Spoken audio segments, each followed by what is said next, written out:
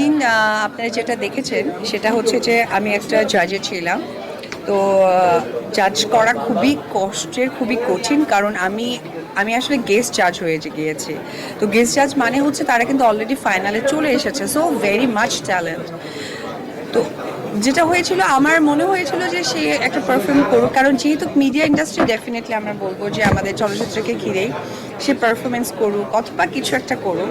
তো সে অনেক ভালো ইংলিশ বলছিল, এটা খুবই ভালো লেগেছিল। তো আমার কাছে মনে হয়েছিল যে আসলে আমাদের তো বেলা শেষে বাংলা ভাষায় অভিনয় করতে হয়। আমাদের একজন টিভি অভিনেত্রী আছে যে কিনা বাংলা পারতেন না, আমরা সকলেই চিনি, পরিচিত একটি বউ। সে কিন্তু তার কাজের জায়গা থেকে বাংলাটাকে রপ্ত করে ফেলেছে, কারণ এটা ছাড়া ওয়ে নাই। কারণ আমি বাঙালি এবং আমি বাংলা চলচ্চিত্রের মানুষ, এটা আমি গর্বের সাথে বলি। তো সে বলছিল, আমার কাছে মনে হয়েছিল যে আসলে একটা লং জার্নি ছিল তাদের। তাকে বোঝানো উচিত ছিল যে আসলে আমাদের বাংলা ইন্ডাস্ট্রি, বাংলা আমরা প্রেজেন্ট করি। এবং আপনারা হয়তো একটা জিনিস খেয়াল করে দেখবেন, হয়তো বা চায়না অথবা ইউরোপ গেলে আপনি দেখবেন যে স্পেনে গেলে স্পেনিশ ভাষায় কথা বলতে হয়, তারা ইংলিশ বোঝেন না। চায়নাতে গেলেও আপনাকে চায়না বলতে হয়। এই যে নিজের দেশকে বাবা বাংলাদেশের অনেক বড় একটা উজ্জ্বল নক্ষত্র, আমি চাইবো তোমার বাবার মুখ উজ্জ্বল করো, পাশাপাশি আমাদের বাংলা ভাষার যে কত একটা স্নেহ, মাতৃত্ব, একটা ফিল, মাটির গন্ধ পাওয়া যায় ভাষার মধ্য দিয়ে, এটা তুমি চেষ্টা করবে।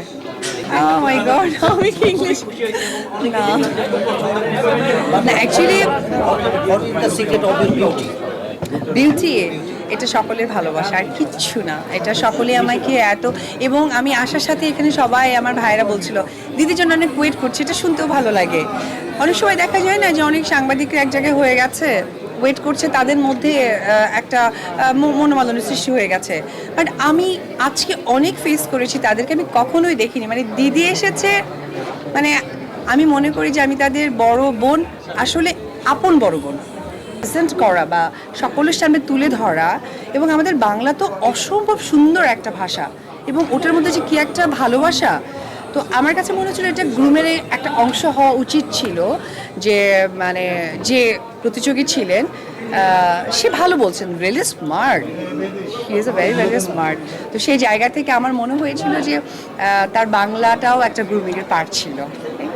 25টা নিয়ে অনেক, আচ্ছা 24 নিয়ে যেটা বলবো সেটি হচ্ছে যে অবশ্যই আমাদের বাংলা ইন্ডাস্ট্রি রাজকুমার, গ্লোবাল সুপারস্টার, উনি মানে একদম চলচ্চিত্রটাকে অন্য জায়গায় নিয়ে গেছে তুফান দিয়ে, তুফানের মতো 24টা গেছে। আর আমারও ছোটোখাটো দুটো সিনেমা রিলিজ হয়েছে, আপনারা দেখেছেন। তো 25টা নিয়ে আসলে অনেক বড় প্ল্যান করছি।